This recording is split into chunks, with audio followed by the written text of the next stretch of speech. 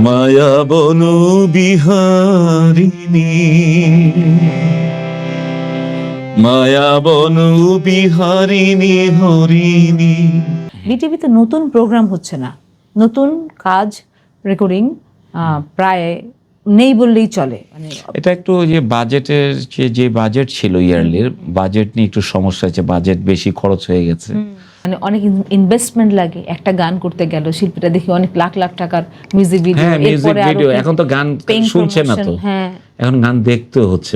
Public দেখেন দর্শক শ্রোতারা এমন ভাবে ওদের চোখ নষ্ট হয়েছে, আমি বলবো নষ্টই হয়েছে, গান দেখার কি আছে। সারাদিন তোমায় ভেবে হলো না আমার কোনো কাজ, হলো না তোমাকে পাওয়া, দিন যে বৃথায় গেল। বিএনপি করে আর্টিস্টদের আবার বিএনপি আর আওয়ামী লীগ কিসের? আর্টিস্টরা রাষ্ট্রের জন্য, রাষ্ট্র যেখানে পাঠাবে সেখানে কাজ করতে বাধ্য। সেটা শেখ হাসিনা হোক, বেগম খালেদা জিয়া হোক, তারেক জিয়া হোক, যেই হোক, বা এরশাদ সাহেব হোক, যেই আসুক। Universal cardiac hospital. আপনার বাবার কি আগে কখনো বুকে ব্যথা হয়েছে? মাঝে মাঝে করতো, কিন্তু গ্যাসের ব্যথা মনে করে খুব একটা গুরুত্ব দিত না। আপনার বাবার হার্ট অ্যাটাক হয়েছে, এনজিওগ্রাম লাগবে। থাকুন নির্ভয়ে, আছে হৃদরোগের বিশ্বমানের চিকিৎসা সেবা ইউনিভার্সাল কার্ডিয়াক হসপিটাল। বাবা আমি তো ভালো হয়ে গেছি। ইউনিভার্সাল কার্ডিয়াক হসপিটাল আমার হৃদয়ের বন্ধু। যখন আপনার পাশে ইউনিভার্সাল কার্ডিয়াক হসপিটাল, আপনি আর একা নন। ইউনিভার্সাল কার্ডিয়াক হসপিটাল, আপনার হৃদয়ের আরো কাছে। Universal medical college and hospital presence অনিমার গান ঘরে আপনাদের আমন্ত্রণ। যথাবিহিত এই আসরে নানা রকমের শিল্পী আসেন। আজকের যে অতিথি, কিছুদিন আগে তার সাথে আমার একটা অনুষ্ঠানে দেখা, বিশ্ব সঙ্গীত দিবস আয়োজনে। তারই একটা মহড়া কক্ষে আমি প্রথম দেখলাম তাকে। মনে হলো একটু একটু চেনা চেনা লাগে, কিন্তু ঠিকঠাক বুঝে উঠতে পারছিলাম না ইনি কে। অথচ তিনি বাংলাদেশের একজন প্রসিদ্ধ শিল্পী, যার প্রায় 50টার বেশি অ্যালবাম রয়েছে। এই যে না জানার কারণটা কি, এতটা দিন তিনি কোথায় ছিলেন, হঠাৎ করে আগমনের কারণ, হেতু, এই সকল বিষয় নিয়ে কথা হবে। কেন শিল্পীকে অন্তর্ধানে যেতে হবে, কেন আবার সময়ে তাকে প্রকাশিত হতে হবে, সব কিছু শুনবো আজকের অতিথির কাছে, এই গান ঘরে শিল্পী পিয়াল হাসানের কাছে।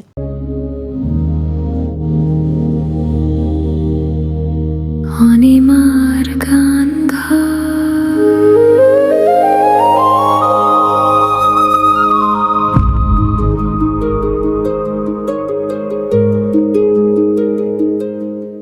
কেমন আছেন?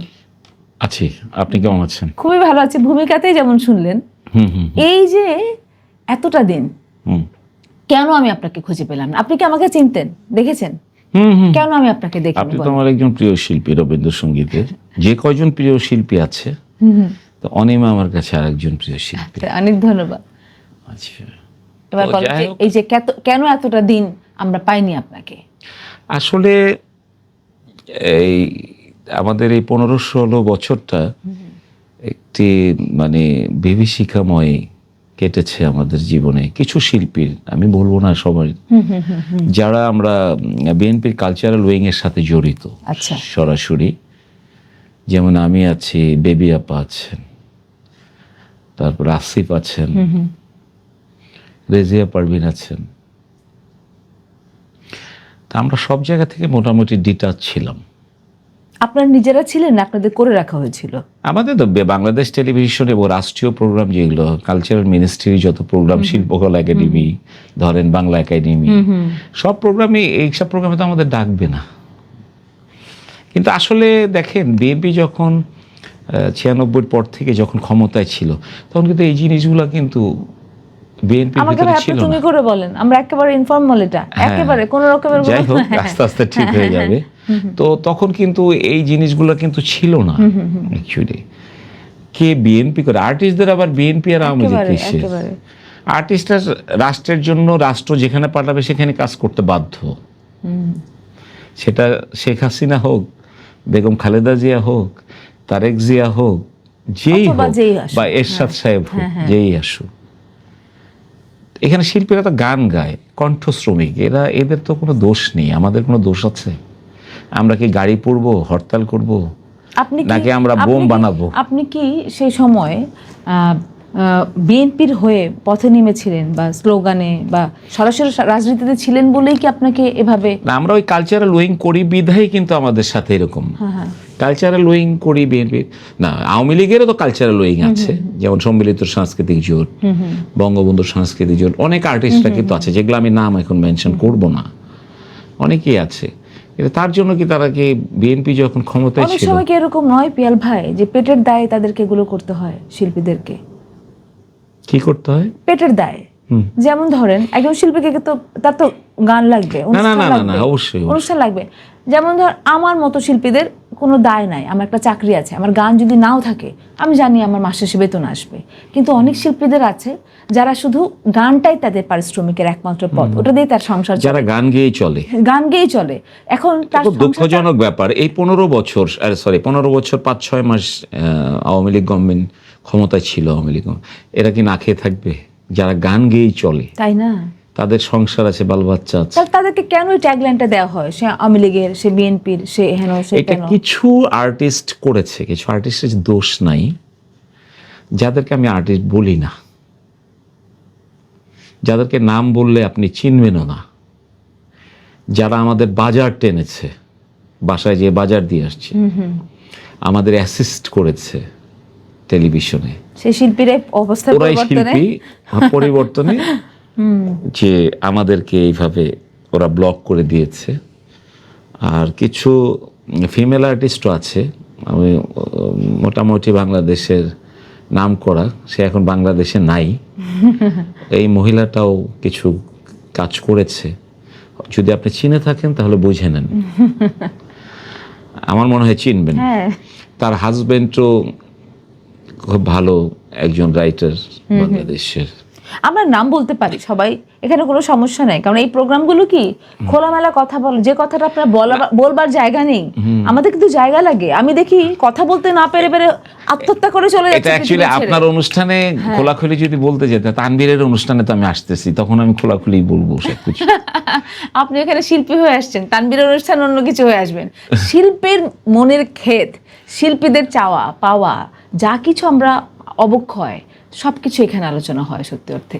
এই যে এতদিন পর্যন্ত পিয়াল হাসান গান করতে পারেনি, মঞ্চ তাকে ডাকেনি, এর থেকে কষ্টের কথা কিন্তু আর কিছু নাই। শিল্পীর ক্ষুধা শুধু গান গাওয়ার না। দেখেন, আমি আর্থিকভাবেও অনেক ক্ষতিগ্রস্ত, কারণ আমি 42 কেস আমার নামে। কোনো কালচারাল সেক্টরে বাংলাদেশে কোনো শিল্পী কি এতগুলো মামলা হয়েছে? কেউ কি জেল খেটেছে? কোনো সঙ্গীত শিল্পী? আমি জেল খেটেছি। তখন আমার বাচ্চা, বড় ছেলেটার ও লেভেল ক্যান্ডিডেট, আমার বাচ্চাটা আমাকে যখন অ্যারেস্ট করে নিয়ে গেছে, রাস্তায় ঘুরছে, এবং তার 3 দিন পর থেকেই ওর ও লেভেল পরীক্ষা। তো ওর পরীক্ষাটা কেমন হবে? তখন আমি থানায় বলেছিলাম, আমার তখন কান্না অবস্থা, আমার শরীরটা ভালো ছিল না। আমি বললাম যে বাবা, পরীক্ষাটা ভালো দাও, মানুষের মতো মানুষ হও। বাংলাদেশের পরিবেশ জীবনেও ভালো হবে না, সেটা যে সরকারি ক্ষমতায় আসুক। আমি বিএনপিকে ছেড়ে কথা বলছি না, এই দেশের এটা ট্র্যাডিশন হয়ে আসছে, যেই ক্ষমতা আসে তার পিছনেই লেগে যায়। আবার কেউ ভালো করতেছে, সেটাও সহ্য হচ্ছে না। তাহলে আসলে আমরা চাচ্ছিটা কি? আসলে আমরা কি চাচ্ছি আমরা নিজেরাই কিন্তু জানি না। যাই হোক, বিএনপি ক্ষমতায় এসছে, এখন আমাদের মাননীয় প্রধানমন্ত্রী জনাব তারেক রহমান, আমার বাড়িও বগুড়া, ভাইয়া আমাকে প্রচন্ড ভালোবাসে, আমাকে ভালোবাসে, পছন্দ করে আমার গান। সে কয়েকটা আর্টিস্টের বাংলাদেশে খুব পছন্দ করে, সে এর মধ্যে আসিফও আছে। তো আমাকে আর বেবি আপাকে উনি গভর্নমেন্ট ডেলিগেশনও পাঠিয়েছে অস্ট্রেলিয়াতে। এই 3টা স্টেটে শো করেছি। হ্যাঁ, ক্যানবেরাতে তো, রাজধানী সিডনি আর মেলবোর্নে শো করেছি। এটা 2004-এ। তো যাই হোক, আসলে তারেক রহমান যেভাবে আগাচ্ছে আমার মনে হয় ভালো কিছু হবে। এটাই না আমার কথা। আমিও ভাবি যে শিল্পীরা আমরা ভালোকে ভালো বলবো, খারাপকে খারাপ বলবো, সরকার যেই হোক না কেন। যদি কেউ ভালো করছে তাকে যদি অ্যাপ্রিসিয়েশন না করি, তার মানে আমি দেশের সাথে বিট্রে করছি। দেখেন, আমি সবাইকে নিয়ে কাজ করতে চাই। আমি বাংলাদেশ টেলিভিশনে আমি একটা প্রোগ্রাম প্ল্যানিং করি, গীতি বিচিত্র। একটা সময় খুব ফেমাস প্রোগ্রাম ছিল এটা, গীতি বিচিত্রার সঙ্গে অনেকদিন আগে তানভীর ওরা জানে, আপনার হাজবেন্ড তো বিশিষ্ট সাংবাদিক, এবং আমার ভাগনা ও আমাকে মামাই বলে, তো খুব নামকরা সাংবাদিক, জার্নালিস্ট। ও জানে গীতি বিচিত্র অনুষ্ঠানটা একটা সময় খুব পপুলার ছিল। ওই আর্টিস্ট থেকে, ওই চ্যানেল তো আর ছিল না বাংলাদেশে, তখন তো বিটিভি ছিল শুধু। ওই অনুষ্ঠানে যেই গান গায় তার গানই ক্লিক করে বাংলাদেশে, এরকম। কিন্তু ভালো গাইতে হবে, ভালো আর্টিস্ট হতে হবে। তো ওই অনুষ্ঠানটি আমি শুরু করেছি, ঠিক আছে। আচ্ছা, তো দেখেন এখানে অনেক আর্টিস্ট গান গাচ্ছে। অনেকে ট্যাগ লাগাই দিতে চাইছিল যে এই না আওয়ামী লীগ করে। আমাদের ভিতরেই অনেকে বলেছিল, বিএনপির কালচারাল উইং এর ভিতরে অনেক, আমি তাদের নাম মেনশন করব না, তারা বলেছিল যে পিয়াল এ তো আওয়ামী লীগ করে, এ তো আওয়ামী লীগ। আমি বলি, কোথায় লেখা আছে? এরা 15 বছর, 15.5, 16 বছর তোকে কি ঢুকতে দিছে? আমি না, দেখ, অসুবিধা কি? আমাদের কাছ থেকে যদি কেউ শেখে, অসুবিধা কি? শিখুক না। এই গভর্নমেন্টের মধ্যে আমি এই ব্যাপারটা দেখছি যে প্রতিশোধ পরায়ণ না না, আমি একদম না। আমি বললাম যে এই শিল্পীটা 15.5 বছর কি করে খাবে? ও তো গান গায়ে ভাত খায়, না, একদম গান গায়ে ভাত খায়, বাচ্চা কাচ্চা মানুষ করতেছে। আজকে শোনাই, পরের দিন কি বাজার করবে এটাও জানে না। একদম কঠিন অবস্থা শিল্পীদের। আমরা শিল্পী, আমরা জানি না। হ্যাঁ, আমাদেরও সাইডে আমরা চলে গেছি, হয়তো বিজনেস করে আমরা ওইদিকে টার্ন করছি। এই কারণে করছি, কারণ জানি যে আমাদের দ্বারা হচ্ছে না, আমাদের তো দিবে না কিছু, আমাদের তো বেঁচে থাকতে হবে, আমাদের তো ফ্যামিলি খরচ আছে, সব কিছু। এই তো দেখেন, আপনি অনেক শিল্পীদের মতামত নিয়ে দেখবেন, অনেক ফেমাস আর্টিস্ট, ফিমেল মেল, যাদেরকে আমি প্যাট্রোনাইজ করে যাচ্ছি এই গভর্নমেন্টের আমলে। কারো কিছু করার নেই, জানে যে আমি যেটাকে ধরবো আমি কিন্তু কম্প্রোমাইজ করব না। এটা অনেকেই জানে, অনেক বড় বড় মিনিস্টাররাও জানে। আচ্ছা, এবং আমি চিন্তা করেই স্টেপ দেই। কি করেছে? সর্বপ্রথম কথা হচ্ছে ও শিল্পী কিনা সেটা চিন্তা করেন। একদম। গায়ক তো অনেকেই আছে, গান গাচ্ছে, কিন্তু শিল্পী কিন্তু আলাদা জিনিস, ঠিক আছে।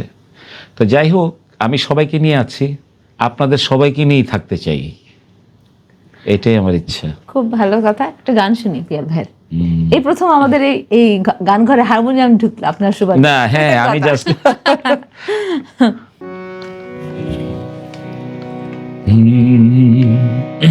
আমি একটি গানের 2টি লাইন গাচ্ছি। সারাদিন তোমায় ভেবে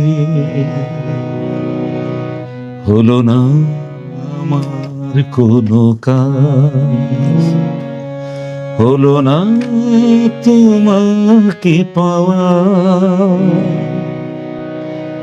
দিন যে বৃথায় গেল আজ, সারাদিন তোমায় ভেবে হলো না আমার কোনো কাজ, হলো না তোমাকে পাওয়া।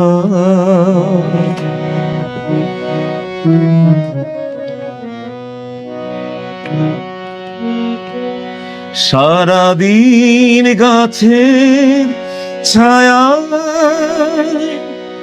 উদাসীন দুপুর কেটেছে, যা খুশি যা শুনে ভেবেছি এসেছো, সে শুধু পাতারি আওয়াজ, সারাদিন তোমায় ভেবে হলো না আমার কোনো কাজ, হলো না তোমাকে পাওয়া।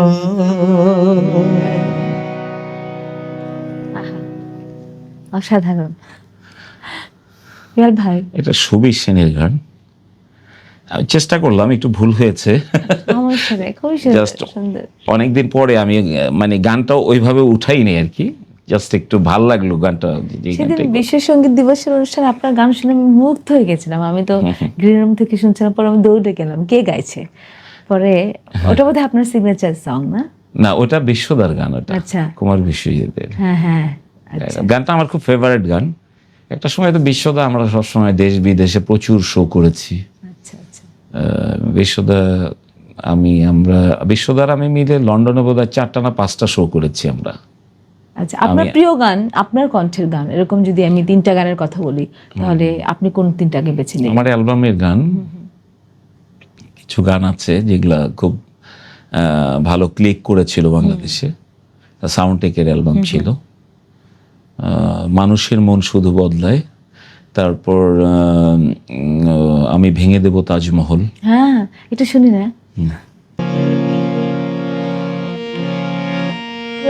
সূর্যের কাছে আমি চাই না আলো, চাই না প্রতিদান, নীরবে কেঁদে যাব সারাটা জীবন। অভিযোগ জানাবো না কোনোদিন, আমার মনটা মরে গেছে সেদিন থেকে। মানব না কোনো পরাজয়,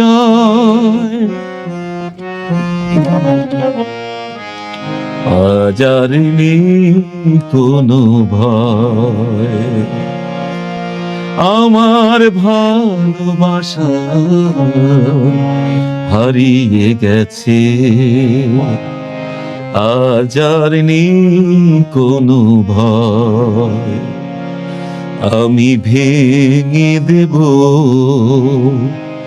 তাজমহলের প্রতিটি পাথর, আমি পুড়িয়ে দেব হেলেনের ট্রয়। আজ আর নেই কোনো ভয়, আমার ভালোবাসা হারিয়ে গেছে,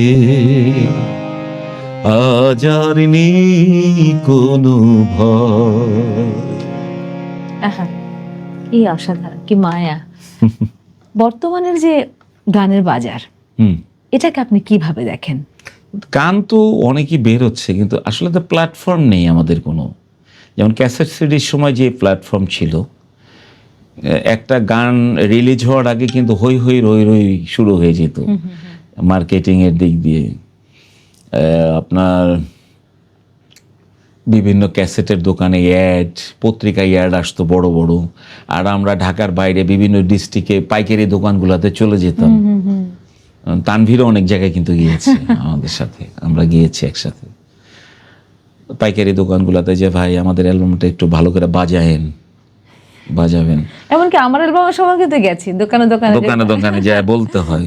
কিন্তু এখন তো আসলে এখন যেভাবে গান লিখতেছে ভালো লিখছে, যে সুরগুলো করছে এগুলো টিকছে না, কিছুদিন থাকছে এরপর হারিয়ে যাচ্ছে, কোনো রকম নেই, মানে লংজিভিটি নেই। কিন্তু লংজিভিটি যে নাই, কিন্তু আসলে দেখেন একটা ঘুরে ফিরে, আমি যখন কোনো লাইভে যাই বিভিন্ন টেলিভিশনে প্রোগ্রাম করতে, ওই আমাদের মৌলিক গানগুলো কিন্তু 90s এর ওই গানগুলো কিন্তু রিকোয়েস্ট আসে, ওই রিকোয়েস্ট আমার গানই ম্যাক্সিমাম রিকোয়েস্ট আসে। মায়া, কথা মধ্যে কি একটা জাদু রয়েছে। সেটাই কারণ ওই গানগুলো আসতেছে, কিন্তু আর এখনকার গান না ওইরকম আমার কাছে, মানে কেমন জানে আমার কাছে একটু লাগে।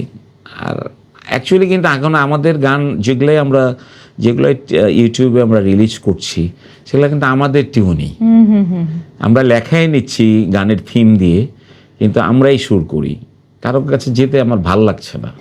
আপনার কি মনে হয় না যে এখনকার গান অনেক বেশি ব্যয় সাপেক্ষ, অনেক ইনভেস্টমেন্ট লাগে? একটা গান করতে গেল শিল্পীরা দেখি অনেক লাখ লাখ টাকার মিউজিক ভিডিও, এখন তো গান শুনছে না তো, এখন গান দেখতে হচ্ছে। পাবলিক দেখেন দর্শক শ্রোতারা এমনভাবে ওদের চোখ নষ্ট হয়েছে, আমি বলবো নষ্টই হয়েছে। গান দেখার কি আছে? গান তো শুনবে, শোনে নাই গান, গান তো শুনেছে। আমাদের পরিবেশটা আমরাই নষ্ট করেছি। ঠিক আছে, আপনার যুগের সাথে তাল মিলিয়ে আমাদের চলতে হবে, কিন্তু তার জন্য এইগুলো না। আপনি দেখেন ইন্ডিয়ান গানগুলো,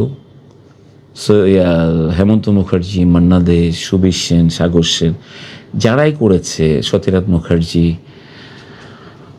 শ্যামল মিত্র, আপনারা কি শুনছেন না? একই গান, কিন্তু এখন আমি গাড়ি চালালে সেই মান্না দিয়ে ফিরে যাই। সেই গানই তো শুনতে হচ্ছে। আমরা কি দেখতেছি তাদের গান?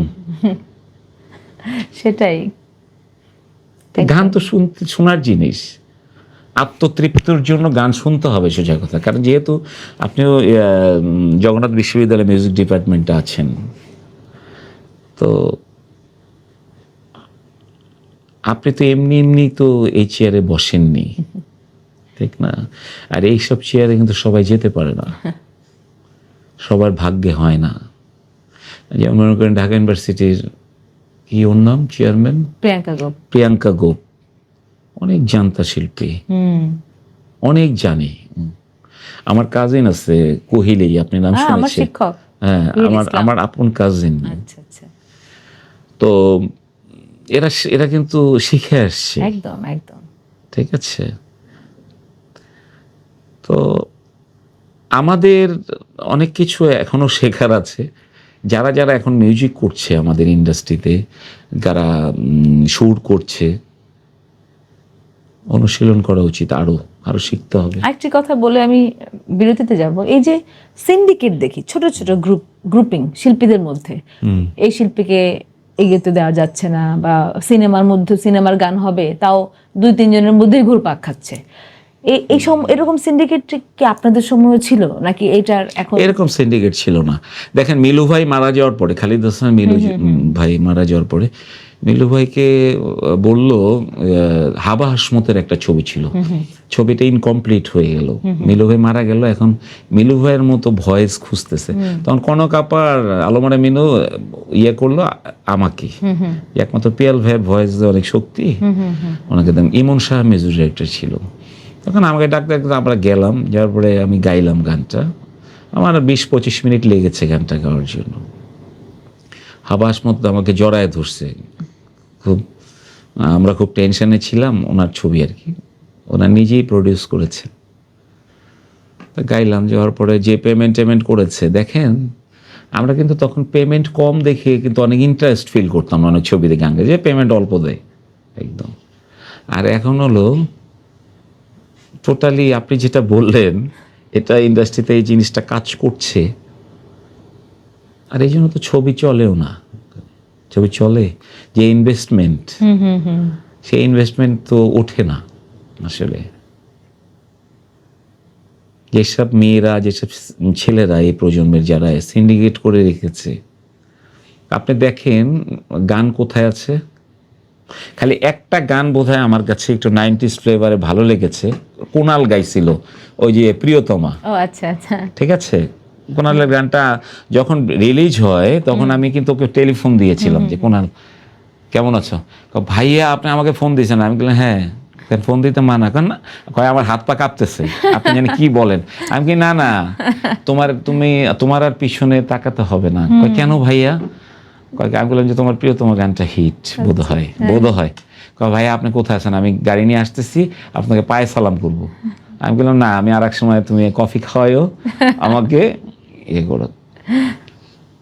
কোনাল কিন্তু ভালো গায়। হ্যাঁ নিশ্চয়ই নিশ্চয়ই, ভালো আর্টিস্ট। এদের একটা অন্যরকম একটা কোয়ালিটি। হ্যাঁ না, আমি কোনালের কথাই বলছি আর ঝিলিকের কথা বলছি। একদম একদম ঠিক আছে।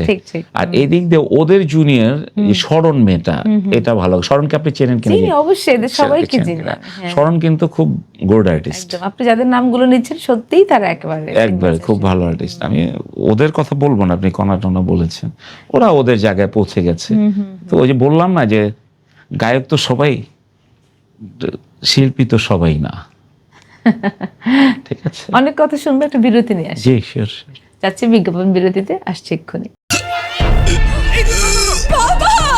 Universal cardiac hospital. আপনার বাবার কি আগে কখনো বুকে ব্যথা হয়েছে? মাঝে মাঝে করতো, কিন্তু গ্যাসের ব্যথা মনে করে খুব একটা গুরুত্ব দিত না। আপনার বাবার হার্ট অ্যাটাক হয়েছে, এনজিওগ্রাম লাগবে। থাকুন নির্ভয়ে, আছে হৃদরোগের বিশ্বমানের চিকিৎসা সেবা। Universal cardiac hospital. বাবা, আমি তো ভালো হয়ে গেছি। ইউনিভার্সাল কার্ডিয়াক হসপিটাল আমার হৃদয়ের বন্ধু। যখন আপনার পাশে ইউনিভার্সাল কার্ডিয়াক হসপিটাল, আপনি আর একা নন। ইউনিভার্সাল কার্ডিয়াক হসপিটাল, আপনার হৃদয়ের আরো কাছে। ফিরে এলাম universal medical college and hospital presence অনিমার গান ঘরে, নিশ্চয়ই সাথে ছিলেন। পিয়ার ভাই, একটি প্রশ্ন আমার আছে, যে সরকারের আমলে যদি কেউ অ্যাওয়ার্ড পায়, স্বাধীনতা পদক অথবা জাতীয় চলচ্চিত্র চলচ্চিত্র পুরস্কার, যেটাই হোক, কেমন করে ধরে নেওয়া হয় সে ওই সরকারের বা ওই দলের? এই যে এইটা একটা কেমন ট্রেন্ড, তার মানে কি?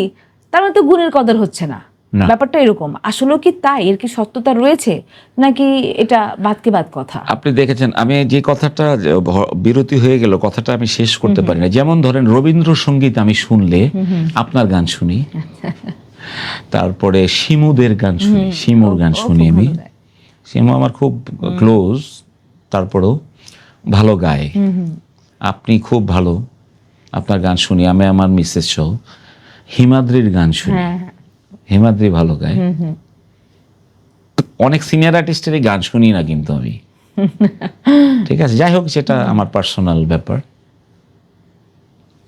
আর আপনি যেটা বলেছেন স্বাধীনতা পদক, জাতীয় চলচ্চিত্র পুরস্কার, আগে যেমন একটা গান চলচ্চিত্র পুরস্কার পাওয়ার আগে কিন্তু আপনার আনাচে কানাচে বাঁচত, পুরস্কার আগেই জানতো, পুরস্কার আগেই পাইতো পাবলিকের একদম, কাছে, একদম। যে হ্যাঁ ঠিকই আছে, এই গান পাবে না কোন গান। আর আপনি এখন একটা গানের কথা বলতে পারবেন গত বছরে কোনটা পেয়েছে?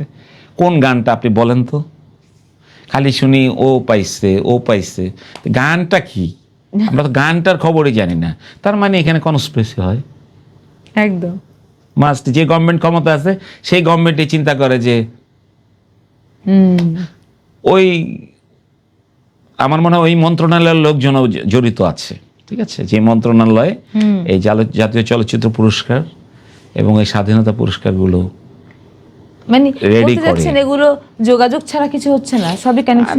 না, এখন তো টোটালি সিন্ডিকেট এটা 100। আমি মিনিস্টারকে, এগুলো কি আমি সাংস্কৃতিক মন্ত্রীকে বলেছি যে এই জিনিসগুলো বাদ দিতে হবে। অ্যাকচুয়ালি জেনুইন আর্টিস্ট যারা, তাদেরকে দেন, আমাকে দিতে হবে দরকার নাই। আমি ভালো করলে আপনি আমাকে দিবেন।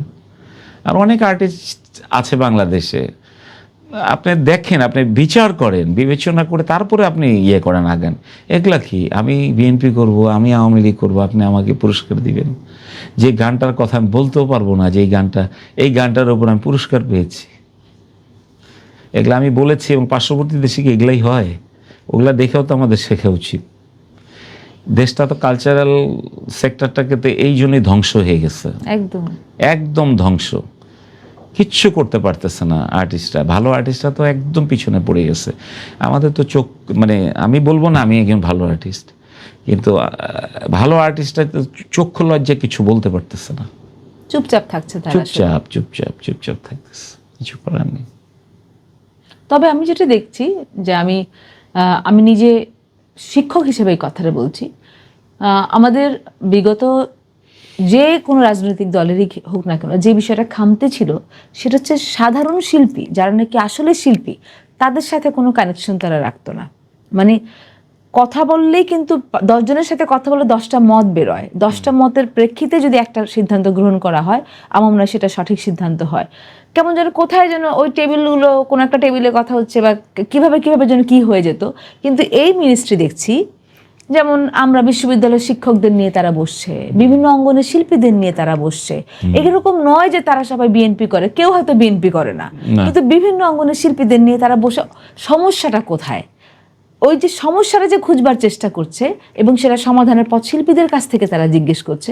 আমার কাছে এটা কিন্তু মানে সাধুবাদ পাওয়ার মতো আমার মনে হয় যে নিশ্চয়ই তাহলে হয়তো ভালো একটা দিকে আমরা যাচ্ছি, এরকম একটা কল্পনা 100% যাচ্ছি। এবং সেটা আমার সাথে তো অনেক কালচার মিনিস্ট্রি কথা হয় অনেকবার। এখানে কোনো বিএনপি আওয়ামী লীগ এগুলা চিন্তাই করা যাবে না। এবং স্বয়ং প্রধানমন্ত্রীর একটাই কথা, যে কোনো রকম আত্মভূমিকা থাকবে না, যে ও আওয়ামী লীগ করে, ও আওয়ামী লীগ করতো, একে পুলিশে ধরাইতে হবে, এর নামে মামলা করাইতে হবে, একে ঢুকতে দেওয়া যাবে না, এগুলো চলবে না। সবাই আমরা মানুষ, আগে দেশ। সবার আগে বাংলাদেশ। আমি তো ডাইরেক্ট আগে, আমার কথা হচ্ছে তারেক রহমান যেভাবে বলেছে মাননীয় প্রধানমন্ত্রী, সেভাবে চলবো। আমাকে কেউ কিছু বলে লাভ হবে না। আমি কিন্তু খুব একটু ঘাটতেরা টাইপের লোক, এটা সবাই জানে, ইন্ডাস্ট্রি সবাই জানে। তো যাই হোক, আর্টিস্টরা সবাই প্রোগ্রাম করবে। হ্যাঁ, এই জিনিসটা থাকা যাবে না। কোনোদিন যদি আবার আওয়ামী লীগই ক্ষমতা আসলো, এই জিনিসটা যেন না থাকে কারো ভিতরে, যে আমাদেরকে আবার ঘরে চলে যেতে হবে। কিন্তু সেটা তো বিএনপি একভাবে ভাবছে, আওয়ামী লীগ তো আরেকভাবে ভাববে। এইরকম বিএনপির মতো করে তো আওয়ামী লীগ ভাববে না। আমরা ভেবেই নেবো যে দুইটা পলিটিক্যাল ভাবনা, থট সব আলাদা বলেই তারা দুটি দল। সেক্ষেত্রে এখন যারা যে সকল সুবিধা পাচ্ছে শিল্পীরা, সেই সকল শিল্পীরাও কিন্তু আবার সেই শঙ্কার মধ্যে থাকবে যে আবার যখন দিক পরিবর্তন হবে তখন। অথচ কোনো শিল্পীরই ভয় পাওয়ার কোনো কারণ থাকার কথা নয়, কারণ শিল্পীকে ব্যবহার করবে, শিল্পকে ব্যবহার করবে রাষ্ট্রের স্বার্থে। যারা জেনুইন শিল্পী যারা, তারা এই জিনিসগুলো করে না। ওই যে বললাম না যে এরকম আছে, আমাদের বাসার বাজারও আনছে, ওই শিল্পী আপনি নামও শুনবেন না, ও একজনকে কথা বলেছে, বা গত তথ্যমন্ত্রীকে, মানে আওয়ামী লীগের প্রেরিত হয়তো তথ্য বা সাংস্কৃতিক মন্ত্রণালয় বলেছে, হয়তো ও এমন ভাবে কান ভারী করছে যে জিনিসটা ওরা শুনতে বাধ্য হয়েছে। তো অ্যাকচুয়ালি ব্ল্যাক লিস্টেডটা তো আপনার কোনো পেপারসে হয় না, একদম, বুঝছেন না? জাস্ট বলে দিল মৌখিকভাবে যে এদেরকে ঢুকতে দিও না, শেষ। টেলিভিশনে তাহলে তো আমরা ঢুকতে পারবো না, রেডিওতে ঢুকতে পারবো না। আর গভর্নমেন্ট অনুষ্ঠান যেগুলো হয়, রাষ্ট্রীয় প্রোগ্রামগুলো তো প্রশ্নই আসে না। কিন্তু এই জিনিসগুলো থাকা যাবে না। আর্টিস্টরা সব সমান। শেখ হাসিনার আমলে আমি কেন গান করব না? একদমই তাই তো হওয়া উচিত, ঠিক না? শিল্পী সকল সময় গান করবে। সে ধরেন আপনি আওয়ামী লীগ করেন, আপনি কেন বিএনপির আমলে গান করবেন না? একদম। আপনার পার্সোনাল লাইকিংস থাকবে যে হ্যাঁ আমি একটা দল করি, সেটা আওয়ামী লীগ করি, তো সেটা তো আপনার ব্যাপার, আপনি কি করবেন না করবেন। আমি কি করব না করব সেটা আমার ব্যাপার। তার জন্য আপনি গান গাইতে, গান তো আর সবাই গাইতে পারে না, শিল্পীদের সাথে কি এটা? আমার কাছে একটা কথা, আমরা যারা শিল্পী আমরা কিন্তু আবেগপ্রবণ, আমরা একদম নিখুঁত পর্যবেক্ষণ করি অবশ্যই। সেক্ষেত্রে আওয়ামী লীগের আমলে সব খারাপ হয়েছে তা নয়, আবার বিএনপির আমলে সব ভালো হবে তা নয়। একজন শিল্পী একমাত্র আমার মনে হয় ভালোকে ভালো উপলব্ধি করার ক্ষমতা রাখে। সেক্ষেত্রে এই যে এখন এত ভালো কাজ হচ্ছে, এখন যদি আমি ইগনোর করি এবং আওয়ামী লীগের আগমনে যখন থেকে খারাপ কাজগুলো হওয়া শুরু হয়েছে সেটাকে যদি আমি অ্যাপ্রিসিয়েট করি, তার থেকে বড় বিট্রিয়ার তো কেউ নেই না। কিন্তু অথচ এরকম একটা ঘটনা ঘটে যে সে ওই সময় সুবিধা নিয়েছে, এরপর এখন চোখ পাল্টে দিয়েছে, বা এখন সে বিএনপির কথা বলছে। ব্যাপারটা কিন্তু এরকম নয়। যখনই একটা রাষ্ট্র বা একটি সরকার খারাপ করা শুরু করেছে, সেটাকে খারাপ বলার রাইট সবচেয়ে বড় উচ্চ কণ্ঠ হতে হবে একজন শিল্পীর। কারণ শিল্পীর কণ্ঠ যেভাবে মানুষের কানে পৌঁছায়, সাধারণ মানুষের কথা সাধারণ স্টেজ করেন না, এই নিকেতনে একটা স্টেজ করেন। শিল্পীরা যদি গান না গায়, জনগণ আসবে? বক্তার কিন্তু বক্তব্য শোনার জন্য দর্শকের এত ঠেকা না। একদম একদম ঠিক আছে, আমরা গান করি, দর্শক আসে, তারপর বক্তব্য শুরু হয়, এটাই কিন্তু। আর না হলে করে কি, আমাদের গানটা পরে দেয়, জানে যে এই শিল্পী আসছে, আমরা বক্তব্যটা আগে দেই। আমরা যদি পরে দিই তাহলে দর্শক তো থাকবে না, জনগণ থাকবে, কার বক্তব্য কে শুনে? তো এইটাই আর কি। আমি অ্যাকচুয়ালি বলবো, আপনি যে কথাটা বলেছেন ঠিক আছে, এখান থেকে জেনুইনিটিটা কিন্তু উঠায় ধরতে হবে। যারা শিল্পী, যারা জান্তা আর্টিস্ট, তাদেরকে চিন্তা করতে হবে। আর আমি মনে করি এই যে সেন্সর বোর্ড করেছে, আমি তথ্য মন্ত্রণালয়ের মন্ত্রীর সাথে কথা বলেছি, ইয়াসির ভাইয়ের সাথে কথা বলেছি, আমি বললাম যে এগুলো উঠায় দেন, এগুলো দরকার নাই তো।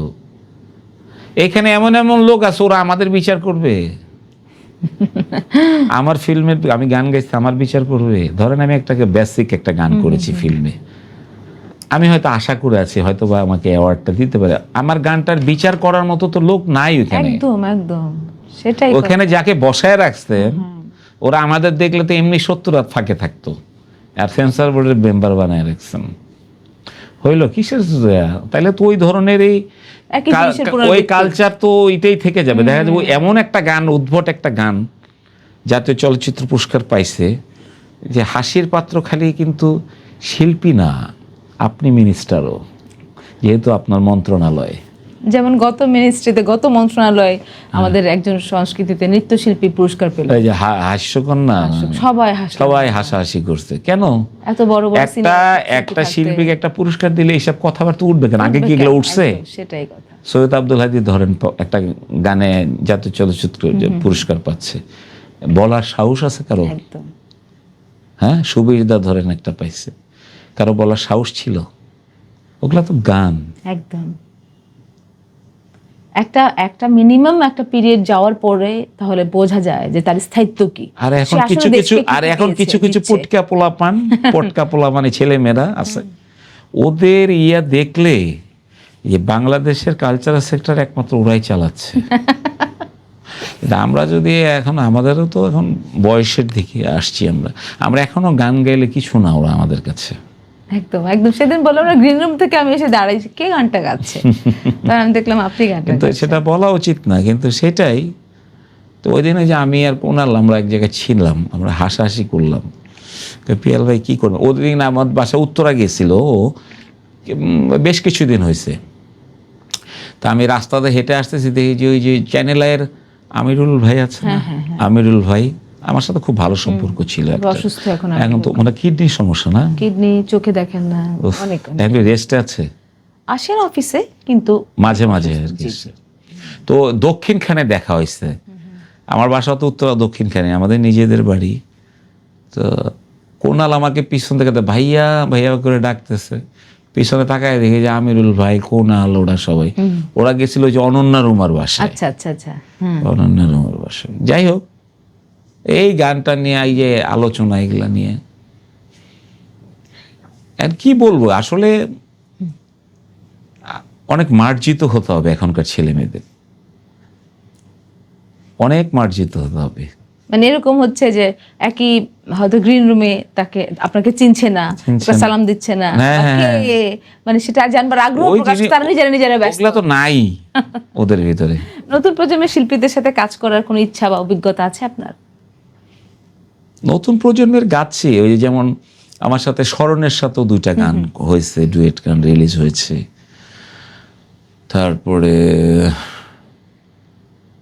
কোনালের সাথেও হচ্ছে একটা গান, অলরেডি মিউজিক ট্র্যাক চলছে, করছি। মানে আমি আর্টিস্ট একটু বেছে বেছেই করছি, সবার সাথে তার করা যাবে না। Universal cardiac hospital. আপনার বাবার কি আগে কখনো বুকে ব্যথা হয়েছে? মাঝে মাঝে করতো, কিন্তু গ্যাসের ব্যথা মনে করে খুব একটা গুরুত্ব দিত না। আপনার বাবার হার্ট অ্যাটাক হয়েছে, এনজিওগ্রাম লাগবে। থাকুন নির্ভয়ে, আছে হৃদরোগের বিশ্বমানের চিকিৎসা সেবা। Universal cardiac hospital. বাবা, আমি তো ভালো হয়ে গেছি। ইউনিভার্সাল কার্ডিয়াক হসপিটাল আমার হৃদয়ের বন্ধু। যখন আপনার পাশে ইউনিভার্সাল কার্ডিয়াক হসপিটাল, আপনি আর একা নন। ইউনিভার্সাল কার্ডিয়াক হসপিটাল, আপনার হৃদয়ের আরো কাছে। আপনার গানের একটা আলাদা ব্যাপার, সেটা হচ্ছে খুব টাচি, আবেগ। হ্যাঁ, তা তো অবশ্যই। ব্যক্তিগত জীবনও কি এরকম, মানে খুব কি ঘাত প্রতিঘাত এরকম কিছু ছিল নাকি, যার কারণে গানে প্রভাব পড়ে? হ্যাঁ হ্যাঁ হ্যাঁ, ছিল। শুনবো নাকি গল্প আমরা? আমার তো আসলে কি, আমার অ্যাফেয়ার ছিল যার সাথে, আমি তাকেই বিয়ে করেছি। তারপর আবার বিরহ কিসের? আর অ্যাকচুয়ালি আমাকে বাংলাদেশে কিন্তু তখন থেকে বিরহের শিল্পী হিসেবেই জানতো। যে বিরহের যে কোনো মিউজিক ডাইরেক্টর যখন ক্যাসেটে গান করাইতো না, দেখলাম যে ওই বিরহের গানটাই আমার ভাগ্যে। এই জন্য মানে আমার যারা ভক্তবৃন্দ, বিরহ নাকি না, তাহলে যাকে পেয়েছেন তার আগেও কোনো, হ্যাঁ, ওটা অনেকে মনে করে, অসমাপ্ত অধ্যায় অনেকে মনে করে, কিন্তু না, আমি ওই একটা প্রেমই করেছি। আচ্ছা, বিয়েও ওইটাই। আর আমার বাচ্চাও 2টা, আমার ছেলে 2টা, ওরা বাইরেই থাকে, ওখানে পড়াশোনা করেছে, ওরা A-level করেই চলে গেছে। ছোটটা নর্থ সাউথে পড়তো, A-level করে, পরে ও চলে গেছে, ক্রেডিট ট্রান্সফার করে জার্মানিতে থাকে না এখন। ও এনার্জি সিস্টেম ইঞ্জিনিয়ারিং পড়ে, মিউনিকে থাকে। আচ্ছা। আর বড় ছেলেটা থাকে হচ্ছে ফ্রান্সে, লিওনে থাকে। বাহ বাহ। এই আর কি। যে প্রশংসা সাধারণত শুরুতে করি, যে আপনার জীবনের শুরুটা গানের পথে যে হাঁটবেন, আপনি কি জীবনে প্রথমে রাজনীতি করতেন নাকি আগে গানটা শুরু? না, আমার মিউজিকই শুরু হয়েছে। আমার ফ্যামিলি তো আপনার কালচারাল ফ্যামিলি। আপনি আমার গোষ্ঠীর কথা ধরলে তো আমার 14 গোষ্ঠী সব এইভাবেই আসছে। শাহনাজ রহমতুল্লাহ আমার কাজিন, আচ্ছা, আমার আব্বার আপন ফুফাতো বোনের মেয়ে, আনোয়ার পারভেজ, জাফর ইকবাল আর শাহনাজ রহমান, 3 ভাই বোনেরা। তারপরে আপনি মর্টুসি যে গান করে, ও আমার কাজিন, আমার আব্বার আপন খালাতো ভাইয়ের আচ্ছা। মেয়ে। তারপর মাজহারুল ইসলাম, ওই যে হ্যাঁ ভাই আসিতেছে, ওটা আমার চাচা, আমার আব্বার আপন খালাতো ভাই। আচ্ছা আচ্ছা। ইবনে মিজান পরিচালক ছিলেন, দেওয়ান নজরুল এরা আমার চাচা। আমার ফাদারও প্রডিউসার ছিলেন, মোহাম্মদ হাফিজুর রহমান। আচ্ছা আচ্ছা। তাই আমাদের সব কালচারাল লাইনেরই মানুষ। গান শেখাটা কার আগ্রহে? আমার বাবা আমার আগ্রহী। আচ্ছা, ওই সময় এরকম, এখন যেমন ছেলে বাচ্চাদের গান শেখানোটা দুরূহ কাজ। কারণ আমরা এরা- তখন একাডেমিতে যাই শিখতাম, দিনালালা একাডেমির ছাত্র আমি। রোনা আপার বড় আচ্ছা, বোন যে আচ্ছা, আচ্ছা, দিনালালা, মিরপুরে ছিল একাডেমি। ওই একাডেমিতে গান শিখাতেন হচ্ছে আনোয়ার নামে একজন শিক্ষক ছিলেন, আর গোলাম হোসেন লাডু সুরকার। ওই যে গোলাম হোসেন লাডু মিউজিকের আলী হোসেনের ভাই যে, আচ্ছা আচ্ছা, সেই সময় সেই সময় মানে ওই যে ওনার মিউজিক ডিরেকশনই যে ওনার সাথে গানটা, এগুলা। কোনটা বেশি গুরুত্বপূর্ণ, প্রথম দেখা প্রিয়সীর সাথে নাকি প্রথম মঞ্চ শেয়ার, কোনটা সরি, আপনার কাছে কোনটা বেশি গুরুত্বপূর্ণ? মানে এখনো ভাবায় প্রেয়সীর সাথে বা ভাবি বলেন বা যার সাথে আপনার প্রণয় ছিল বা হয়েছিল সেই মুহূর্ত নাকি প্রথম মঞ্চে পদার্পণ?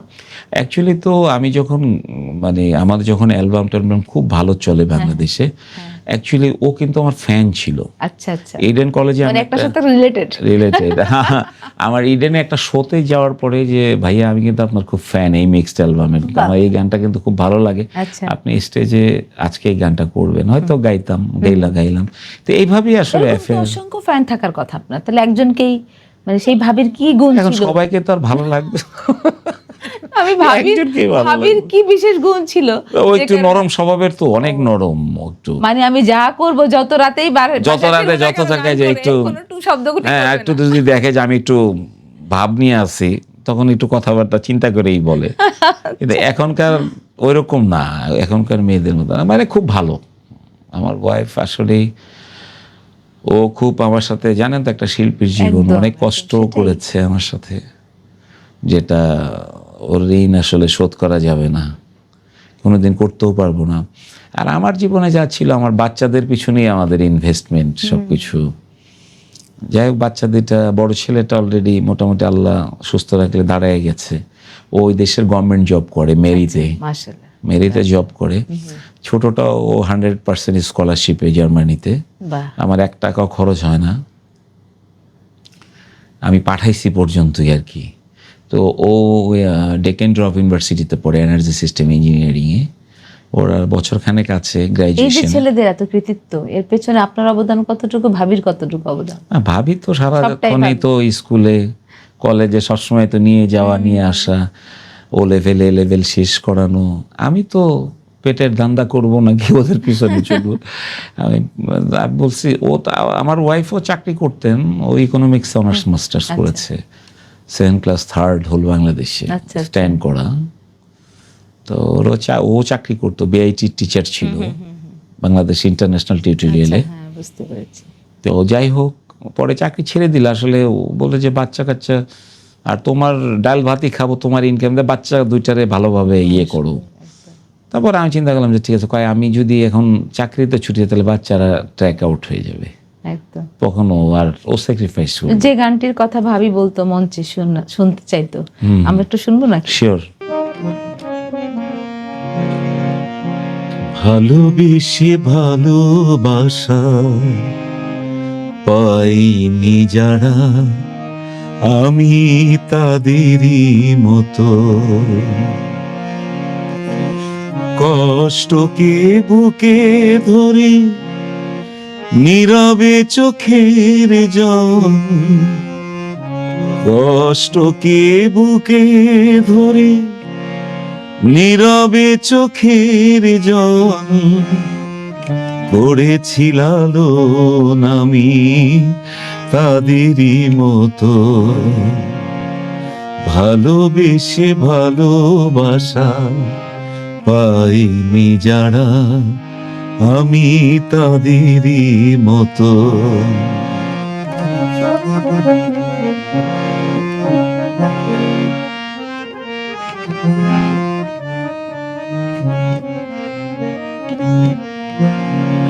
মন দিয়ে মন পাইনি যারা,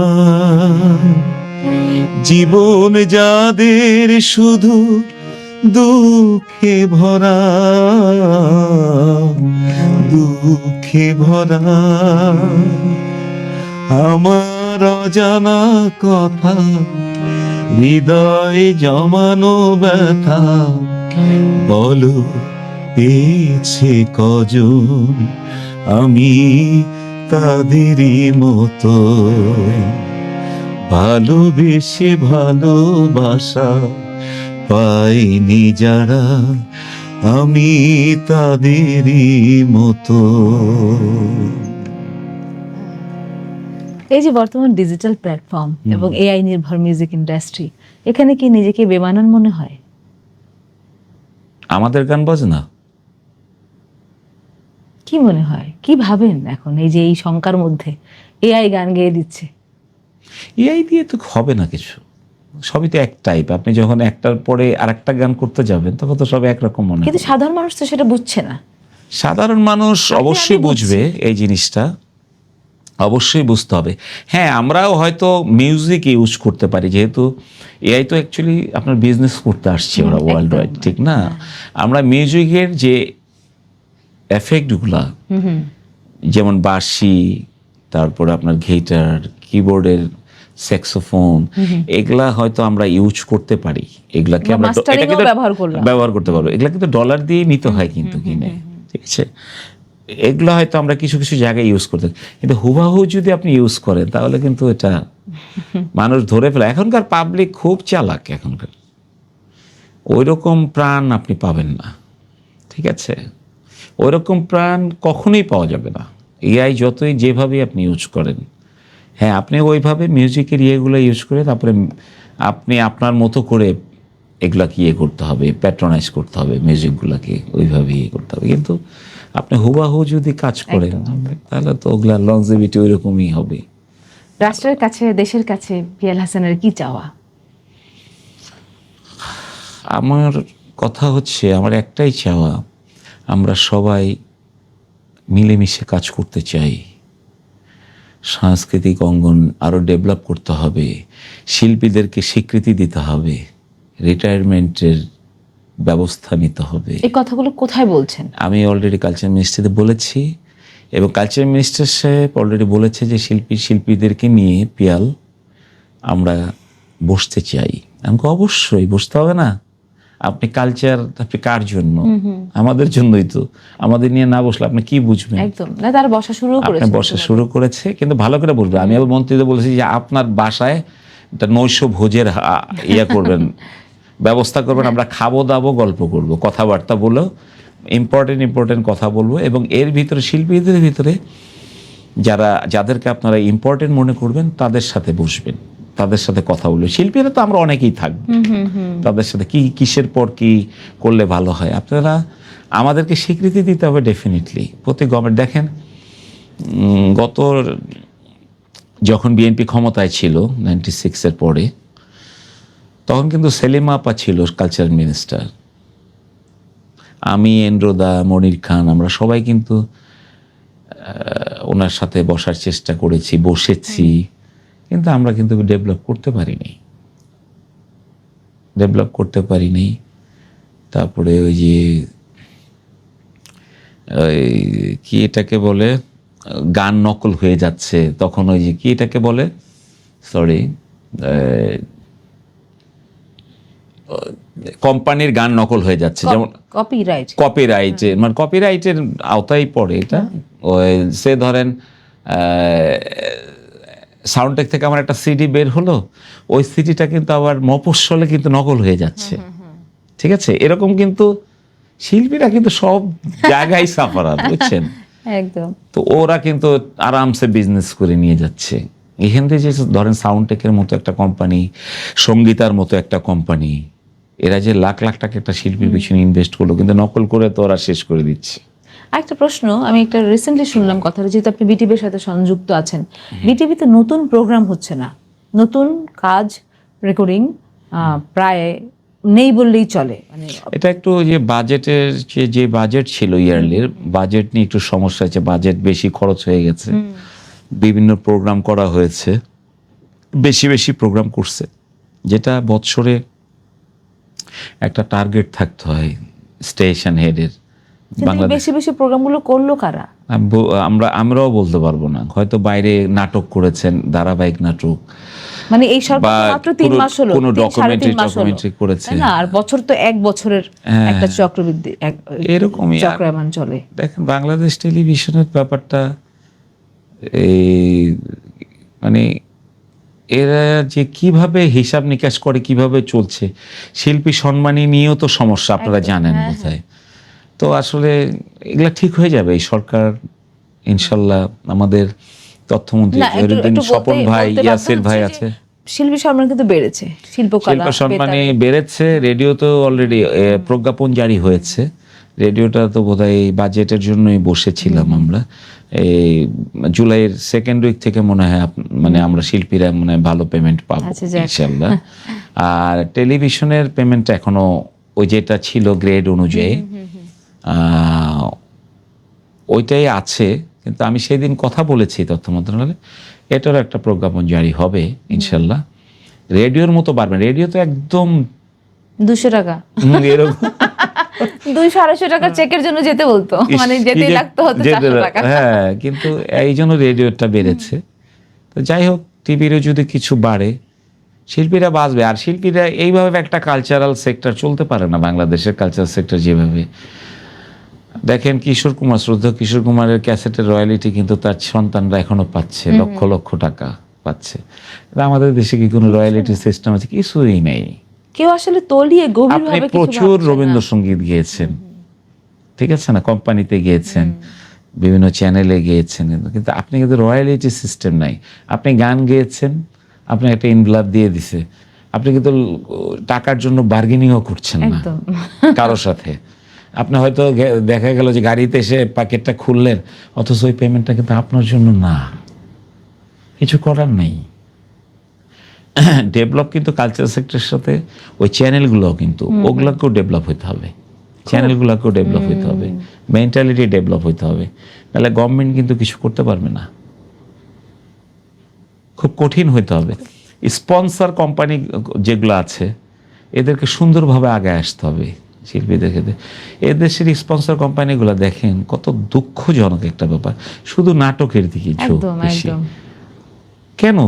অথচ দেশের সংস্কৃতি, যে দেশের আয়না, মানে সংস্কৃতি বুঝে ছাড়া যে না। কিছুই নাই। না না, ওই যে আপনার ব্যাপার আছে তো, কারণ যারা স্পন্সর করতেছে, সব কোম্পানির কথা বলবো না, কিছু কিছু কোম্পানি তো আছে যে এরা তো কালচার সম্বন্ধে তাদের কোনো আইডিয়াই নেই। আইডিয়া থাকতে হবে, খালি নাটকেরই শিল্পী, আমরা শিল্পী না। এভাবে অনেক আলোচনা আছে আপনার সাথে আসলে। জি জি, তাহলে আমরা ধরে নিচ্ছি যে খুব দ্রুত আমরা একটা স্বাধীনতা বা 21 অথবা চলচ্চিত্র ইনশাল্লাহ পুরস্কার পাচ্ছি। ইনশাল্লাহ আমি ফাইট করে যাব ইনশাল্লাহ এই সরকারের সাথে, সবার জন্য, আমার জন্য না শুধু, আপনার জন্য, আচ্ছা, সবার জন্য। অনেক দেশের সব ধন্যবাদ। শিল্পীরা চারটা ডাল ভাত খেয়ে বাঁচুক, একদম। তাদের রিটায়ারমেন্ট থাকুক। একদম। দেখেন, আজ থেকে 5 বছর পর আমি জানি না আসলে, যদি আমার চাকরি বাকরি না থাকে, শুধু আমি যদি গানটাই গাই, আমার সংসারটা কি করে চলবে, কেউ তাহলে জানে চিন্তা না। করেন, আমার মনে হয় কি জানেন, প্রধানমন্ত্রী তারেক রহমান আমাদের নিশ্চয়ই একটি ব্যবস্থা করবেন ইনশাল্লাহ, এটা আমার দৃঢ় বিশ্বাস। এবং উনি তো কালচারাল মেন্টালিটির মানুষ, তো উনি গানকে ভালোবাসে, উনি কিছু করবেন। যেমন নজরুল বর্ষ ঘোষণা করলেন, এই জীবনে প্রথম বিশাল এরকম, ব্যাপার না, তাই না? বিশাল ব্যাপার। আমি তো এরকম ডিসির এখান থেকে ছিলাম, দারুণ একটি ব্যাপার। আমি আমি বিশ্বাস করি, প্রত্যাশা রাখি রবীন্দ্র বর্ষ হবে ভবিষ্যতে। ইনশাল্লাহ ইনশাল্লাহ, এটাও ইনশাল্লাহ হবে, কেন হবে না, ইনশাল্লাহ হবে। আয়োজনের একেবারে শেষ পর্ব, ছাড়তে ইচ্ছে করছে না। আপনার দীর্ঘ জীবন যাত্রায় এই প্রজন্মের জন্য কিছু পরামর্শ, মানে টিকে থাকা, এই প্রজন্মের অস্তিত্বের। ভালো ভালো গান করতে হবে, অনেক ভালো ভালো গান, যেসব গানের লংজিভিটি অনেক দিন, যেমন 90sরা করে গেছে লিরিকের উপর, লিরিকের উপরে। দেখেন তখন তো একটা গান তৈরি করতে একটা টিম থাকতো আমাদের, গীতিকার গান লিখতো না, এটা কথা চলবে না, আবার চেঞ্জ করেন, গীতিকারও বসে বসে কিন্তু চেঞ্জ করতেছে, লিখতেছে, কোনো সময় ফেড আপ হতো না, যে না এটা যে পর্যন্ত না হয় স্যাটিসফাইড না হয় সুরকার শিল্পী, সে পর্যন্ত দেখতেই হবে আমার। সুরকার যখন সুর করতো তখন কিন্তু ওই রকম ভাবেই আমরা ধরতাম যে না কেমন যে লাগতেছে, দেখেন না আর একটু ভেরিয়েশন আনতে পারেন কিনা। শিল্পীরাও ওইভাবেই কষ্ট করতো, একটা টিম, একটা গানের পিছনে 7 দিন 8 দিন 10 দিন 12 দিনও লাগতো। আর এখন তো বসা থেকে হোয়াটসঅ্যাপে গান পাঠান, এই তো হয়ে গেছে প্রায় কাছাকাছি। একদম একদম অন্ধ ঘরের মধ্যে বসে নিজেই সবকিছু করে একদম। অ্যাকোস্টিকও ডাকছেন হয়তো, না না, সবই দরকার machine, নাই তো আর সবই অ্যাকোস্টিক, machine made। সব মেশিন মেড। আর যেন একেবারে শেষ প্রান্তে শেষ করতে হচ্ছে বলে শেষ করা, পিয়াল হাসানের সাথে অনেক গল্প শুনবো। এমন একটি গান যদি ঈশ্বর সবকিছু কেড়ে নেয়, যদি বলা হয় শুধু একটি গান তোমাকে দিয়ে গেলাম, সেই গানটি শুনবো একটু পর আপনার কণ্ঠে। যাচ্ছি, দেখা হবে এই মঞ্চে অন্য কোনো অতিথির সাথে, পিয়াল হাসানের সাথে শেষ গানে। মাঝে মাঝে মাঝ রাতে ঘুম ভেঙে যায়, মাঝে মাঝে মাঝ রাতে ঘুম ভেঙে যায়, নিশি জাগা চাঁদ শুধু আমারই কাঁদায়, আমারই কাঁদায়। মাঝে মাঝে মাঝ রাতে ঘুম ভেঙে যায়, মাঝে মাঝে মাঝ রাতে ঘুম ভেঙে যায়, নিশি জাগা চাঁদ শুধু আমারই কাঁদায়, আমারই কাঁদায়। মাঝে মাঝে মাঝ রাতে ঘুম ভেঙে যায়। একটু রবীন্দ্রসঙ্গীত শুনি আপনার কণ্ঠে। আয় আল্লাহ, এত ফেমাস একজন রবীন্দ্রসঙ্গীত শিল্পীর সামনে, এটা তো অডিশন, আমার অডিশন, আমরা তো রবীন্দ্রসঙ্গীত শিল্পী না। মায়া বন বিহারিণী, মায়া বন বিহারিণী হরিণী, গহন স্বপ্ন সঞ্চারিণী, কেন তারে ধরিবারে করি পন কারণ, মায়া বন বিহারিণী।